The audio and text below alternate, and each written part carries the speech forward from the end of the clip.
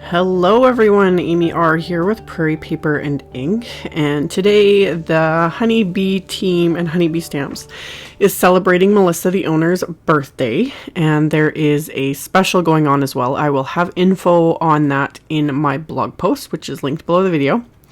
And I'm using the Honeybee Celebration box stamp set, which I kind of found rather fitting. This is actually the very first set that I ever got from Honeybee Stamps, and the very first video I ever did was using this stamp set.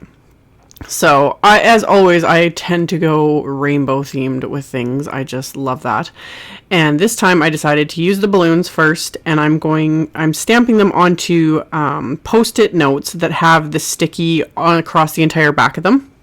You could use masking paper, anything really is going to work. But when I did these, I am cutting through 2 layers at once. So I'm getting 2 masks at once. And if I want to do 3, or you could do even 4, and you get a ton of masks all at the same time. I wanted to make sure I had a bunch of these because in my head I was picturing the box at the bottom of my card and then the cluster balloons. So this is where I'm kind of sitting and I'm like figuring out what kind of mentally where I'm going to put everything. So I'm going to use the cardboard box that's in the set, and I'm going to stamp that along the bottom of this is BRISTOL smooth cardstock here. And I'm inking up my stamps with Hero Arts Intense Black ink. So I'm going to stamp the box first, and then I'm going to start stamping all the balloons. So I've sped this up quite a bit. It still didn't take that long, but I've just sped it up for video time's sake. And I started by just stamping several of the balloons kind of randomly along the cardstock. And then I took all those masks that I'd created and masked off these balloons. So then I can go in and start stamping the other balloons, and these ones will look as if they're behind the ones that are masked. Now, since these are balloon images, technically you don't have to mask them. There have been some designers that have done an amazing job. I think Sandy Alnock definitely is one. That, ways to color things to make them look like they're transparent, because, some balloons are. But for me, that's a lot of work. It's so much work. And I was like, yeah, no, I'm just going to mask them because that doesn't take very long. So I'd stamped and masked a bunch of the balloons. And then I took 2 of the post-it notes and masked off what would be the outside of that box there, because I didn't want the strings being stamped along the outside. I kind of wanted to make it look as if the box had burst open and the balloons were all coming out of it. So I masked off the flaps of that box. And then some of my masks I moved around here and there so I could stamp some of the strings. I actually ended up forgetting to stamp a couple strings on a couple of the balloons, but that didn't really bother me in the end because there's so much going on, you don't really notice it, and 2, sometimes maybe they just didn't have strings on them when they came out of the box, who knows. So after you peel off, everything always looks like a hot mess until you peel off those masks, and it's like, okay, no, this works. So again, I've sped up my watercoloring as well, really simple. I just used 3 different colors of Distress inks, and these are usually my go-to kind of colors, is the Picked Raspberry, Mermaid Lagoon, and Squeeze Lemonade. And I smushed all 3 of them just onto my little Art Impressions plastic palette. Any non-porous surface would work. You could use like a ceramic plate or anything like that.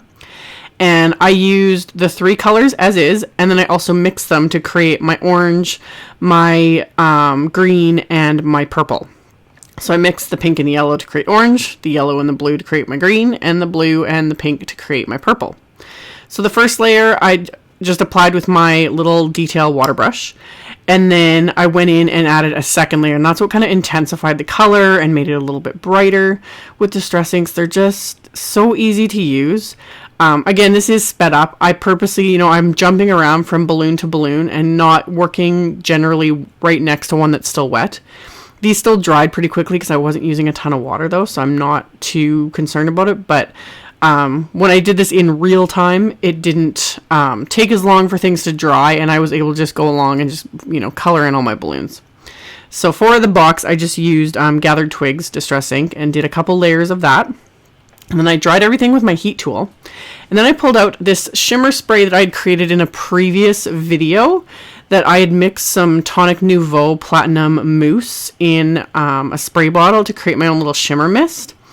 And this was actually kind of, I don't know, crazy of me, because after I sprayed it, I was like, this might run everywhere because Distress inks are water activated. But I think because these were watercolored and, I had heat set them, they just they had enough time that I was able to spray it and then dry it with my heat tool, and the colors didn't run everywhere. But just be forewarned that that can happen sometimes. You can spray it and the colors just move. But with this, it didn't, thankfully. So I did one layer, you know, lightly sprayed it, dried it with my heat tool, and then I added a few more sprays of that shimmer mist just to really intensify the shimmer, because it's really pretty. It's subtle, but in real life, when the light hits it, it just has this nice shimmer to it. So I sprayed that a second time, dried that really well with my heat tool, and then I ended up running it through my Big Shot machine with one of the largest of the A2 double-stitched frames from Honeybee. And then because my sidekick is literally a foot away from me at all times, I just use that to run through the dies from the Hooray die set, also from Honeybee. There's like a whole set. There's the stamp set and coordinating dies, and then there's the Hooray dies, and then there's the Hooray stamp set that I'll use on the inside of the card. So I die cut the outline from black cardstock, and then the actual word Hooray I die cut from some of Simon Says Stamp's white glitter cardstock that I'm obsessed with. All their glitter papers, love. I want to die cut everything with that. So I die cut the word from that, so it's just this white, glittery, pretty cardstock, and I'm just adhering those over that black outline die cut with my multi-medium matte adhesive.